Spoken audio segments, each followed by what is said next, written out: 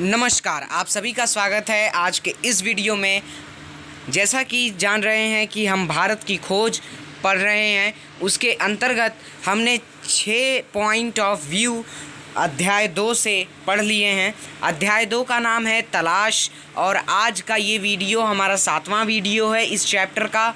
और जन संस्कृति आज के वीडियो के अंतर्गत हमें पढ़ना है। और ध्यान रखें कि एनसीईआरटी के अंतर्गत कक्षा 8 के पाठ्यक्रम में भी ये शामिल है। तो चलिए शुरुआत करते हैं। भारत की खोज के लेखक का नाम है पंडित जवाहरलाल नेहरू, जो भारत की खोज में लिखते हैं कि जन संस्कृति मतलब लोगों की जो संस्कृति है, इसके बारे में इस वीडियो में तथा इस टॉपिक के अंदर हम समझेंगे। मैंने वर्तमान समय में भारतीय जनता के गतिशील जीवन नाटक को देखा। वो वर्तमान समय में जो है भारतीय जनता, जो भारत की जनता थी, भारत में रहने वाले लोग थे, उनके गतिशील जीवन नाटक को देखा उन्होंने। ठीक है, उनके जीवन में कई प्रकार के नाटक हो रहे थे।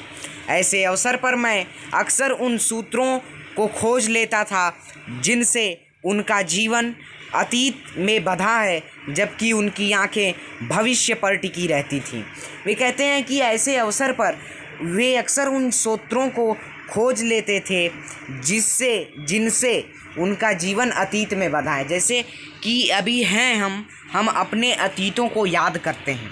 वे भले नहीं हैं, लेकिन हम जानते हैं कि उन्हीं के हम जो है उन्हीं की विरासत हैं। ठीक है, अतीत में बंधा है, जबकि उनकी आँखें भविष्य पर टिकी रहती हैं। और उनकी जो आँखें हैं वे भविष्य पर टिके रहते हैं। हर जगह मुझे एक सांस्कृतिक पृष्ठभूमि मिली जिसका जनता के जीवन पर बहुत गहरा असर था। हर जगह उन्हें सांस्कृतिक, ठीक है, कल्चरल पेज मिला, जहाँ पर जिसका जनता के जीवन पर बहुत गहरा असर था।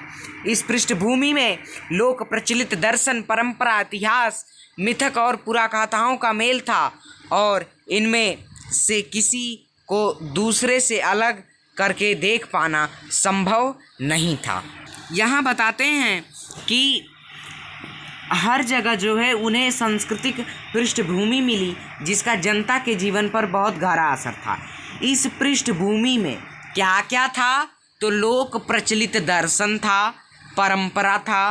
परंपरा, यहाँ पे कौन कौन सी परंपराएं निभाई जाती हैं, इतिहास, यहाँ का हिस्ट्री क्या रही है, मिथक क्या यहाँ पे लोग मानते हैं, किसमें विश्वास करते हैं, पुराकथाओं का मेल था। इन सभी का मेल किसमें था? सांस्कृतिक पृष्ठभूमि में था। ठीक है, और इनमें से किसी को दूसरे से अलग कर के देख पाना संभव नहीं था। मतलब सब एक ही हैं, कोई जो है किसी से अलग नहीं है। पूरी तरह अशिक्षित और निरक्षर लोग भी इस पृष्ठभूमि में हिस्सेदार थे। ठीक है, जो एक अक्षर भी नहीं जानते थे, निरक्षर थे, अशिक्षित थे, वे भी इस पृष्ठभूमि में हिस्सेदार थे।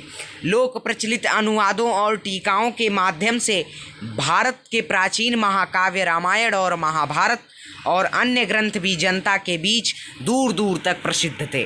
ठीक है, लोक प्रचलित अनुवाद, लोगों में जो प्रचलित जो है अनुवाद या टीका जैसे पहले लिखी जाती थी, तो प्राचीन महाकाव्य जैसे रामायण और महाभारत हैं और अन्य ग्रंथ हैं जिनका जनता के बीच दूर दूर वे प्रसिद्ध हैं।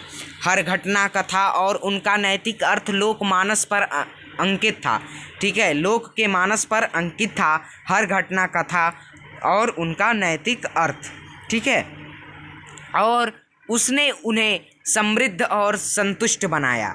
ठीक है, और जब वे मिले तो उसमें वे समृद्ध और संतुष्ट बनाए। अनपढ़ ग्रामीणों को सैकड़ों पद याद थे और अपनी बातचीत के दौरान वे बार बार या तो उन्हें उद्धृत करते थे या फिर किसी प्राचीन रचना में सुरक्षित किसी ऐसी कहानी का उल्लेख करते थे जिससे कोई नैतिक उपदेश निकलता हो। ठीक है, अनपढ़ ग्रामीण मतलब निरक्षर ग्रामीण भी उन्हें सैकड़ों पद याद थे। ठीक है, सैकड़ों पद याद थे जिससे वे बातों बातों में उसे उद्धृत करते थे और ऐसी कहानी का उल्लेख करते थे जिसका कोई नैतिक उपदेश निकलता हो। रोज़मर्रा की ज़िंदगी के मसलों के बारे में सीधी सादी बातचीत को ये देहाती लोग जब इस तरह का साहित्यिक मोड़ देते थे तो मुझे अक्सर बहुत आश्चर्य होता था। ठीक है, रोज़मर्रा की ज़िंदगी में सीधी सादी बातचीत तो होती ही है और देहाती लोग जब इसे साहित्यिक लिटरेचर की तरफ इसको मोड़ देते थे, लिटरेचर की तरफ मोड़ा देते थे, तो इन्हें जो है किन्हें बहुत आश्चर्य होता था, पंडित जवाहरलाल नेहरू को आश्चर्य होता था। यदि मेरे मन में लिखित इतिहास और लगभग सुनिश्चित तथ्यों से निर्मित तस्वीरों का भंडार था तो मैंने महसूस किया अनपढ़ किसान के मन में भी उसका अपना तस्वीरों का भंडार है। यह बात अलग है कि उसका स्रोत पुराकथाएँ एवं परंपरा और महाकाव्य के नायक नायिकाएँ ही अधिक थीं और इतिहास बहुत कम। ठीक है, उनके पास बहुत सी तस्वीरों का भंडार है और यह बात अलग है कि स्रोत जैसे कि कहीं से भी हम सोर्स जो होता है स्रोत पुराकथाएँ एवं परंपरा और महाकाव्य के नायक नायिकाएँ ही अधिक हैं और इतिहास जो है बहुत कम है। तिस पर भी वह बहुत स्पष्ट होता है। तिस पर मतलब इस पर भी नायक नायिकाएँ अधिक थीं, इतिहास बहुत कम था, इस पर भी यह बहुत स्पष्ट होता था। मैं उनके चेहरे, उनके आकार और उनकी चाल ढाल को ध्यान से देखता। किनकी? नायक नायिकाओं की।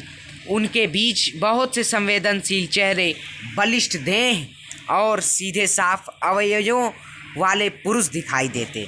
ठीक है, अति संवेदनशील चेहरे, बलिष्ठ मतलब खूब जानदार देह और गरिमा।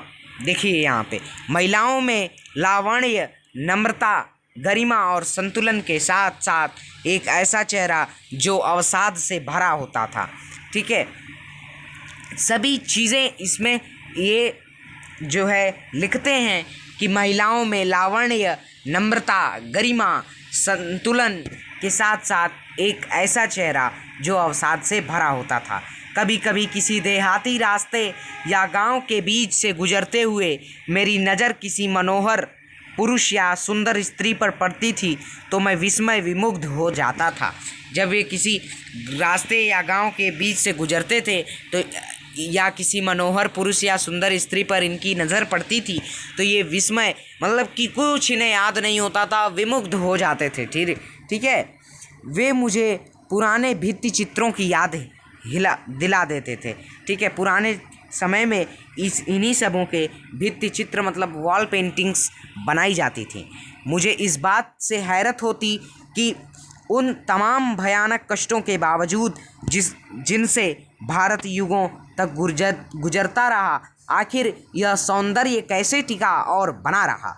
ठीक है, इन्हें जो है सोचते हैं कि हैरत होती है कि उन तमाम भयानक कष्टों के बावजूद जिनसे भारत जो है युगों युगों तक गुजरता रहा और फिर इसकी सुंदरता और सौंदर्य कैसे इतनी टिकी रही और ये बना रहा। इन लोगों को साथ लेकर हम क्या नहीं कर सकते बशर्ते इनके हालात बेहतर हों और इनके पास कुछ करने के ज़्यादा अवसर हों। ये दोनों जो है इन दोनों के साथ, महिला और पुरुष के साथ हम क्या नहीं कर सकते हैं, लेकिन बशर्ते जो है इनके हालात बेहतर हों और इनके पास कुछ करने के ज़्यादा अवसर हों। ठीक है, अवसर। चारों ओर गरीबी और उससे पैदा होने वाली अनगिनत विपत्तियां फैली थीं। चारों ओर गरीबी थी और उससे पैदा होने वाली अनगिनत विपत्तियां फैली थीं और इसकी छाप हर माथे पर थी। हर माथे मतलब प्रत्येक इंसान के माथे पर जो है गरीबी और उससे होने वाली अनगिनत विपत्तियों की जो छाप थी वो सभी के माथे पर थी।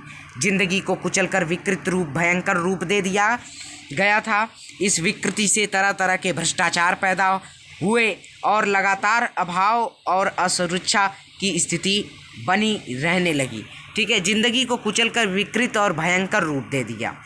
ठीक है, इस विकृति से तरह तरह के भ्रष्टाचार, विकृति जब अलग अलग तरीके से अलग अलग मानसिकताएं होने लगेंगी तो तरह तरह से भ्रष्टाचार जो है पैदा होने लगेंगे और लगातार अभाव और असुरक्षा की स्थिति बनी रहने लगी। यह सब देखने में सुखद नहीं था, पर भारत की असलियत यही थी। स्थितियों को समर्पित भाव से स्वीकार करने की प्रवृत्ति प्रबल थी, पर साथ ही एक प्रकार की नम्रता और भल मनसाहत थी जो हजारों वर्षों की संस्कृति विरासत की देन थी, जिसे बड़े से बड़ा दुर्भाग्य भी नहीं मिटा पाया था। ठीक है, पर साथ साथ ही जो है कई प्रकार की नम्रता और भल मनसाहत थी जो हजारों वर्ष की सांस्कृतिक विरासत की देन थी। ठीक है, जिसे बड़ा से बड़ा दुर्भाग्य भी नहीं मिटा पाया। तो इस तरह से अध्याय 2 तलाश जो है आज हमारा संपूर्ण समाप्त होता है। अब अध्याय 3 में मिलेंगे, अगली वीडियो में मिलेंगे। धन्यवाद। चैनल पर नए हों तो चैनल को सब्सक्राइब कीजिएगा, वीडियो अच्छी लगी हो तो लाइक शेयर ज़रूर कीजिएगा।